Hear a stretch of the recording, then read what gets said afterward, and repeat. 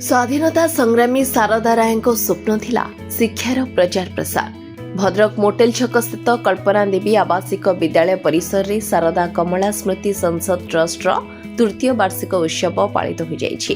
एही अवसर रे मुख्य अतिथि भावे केन्दुझर जिलार सहकारी जिलापाल शेखर चंद्र जेना, मुख्य वक्ता भावे प्राध्यापक तथा साहित्यिक एवं संसदर सभापति अभय दास और सम्मानित अतिथि भावे कटक शैलबाला महिला महाविद्यालय गणित प्राध्यापक जितेन्द्र कुमार बारिक, भद्रक नर्सिंग कॉलेज निर्देशक राकेश कुमार दास, कमरिया हाईस्कूल प्रधान शिक्षक भक्तबंधु पति जोगदे स्वाधीनता संग्रामी शारदा प्रसाद रायंकर संग्रामी भूमिका उपर आलोकपात करथिले। राष्ट्रपति पुरस्कृत स्वर्गत रायंको स्वप्न थिला शिक्षार प्रचार प्रसार, जहा आज तांको सुपुत्र तथा ट्रस्ट संपादक महेश राय साकार करिपारिछन्ति बोली अतिथि माने मत व्यक्त करथिले। एही परिप्रेक्षी रे युक्त 2 परीक्षा रे सफलता अर्जन करिथिबा प्रमुख पिलांक अभिभावक मानंकु संबर्धना सह सहकारी जिलापाल श्रीयुक्त शेखर चंद्र जेनांकु 1 वर्षर शारदा सम्मान ने सम्मानित करा जायथिला।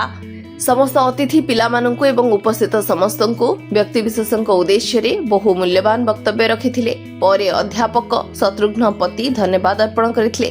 अनुष्ठान समस्त अध्यापक अध्यापिका तथा कर्मकर्ता गण परिचालन रे सहयोग करथिले।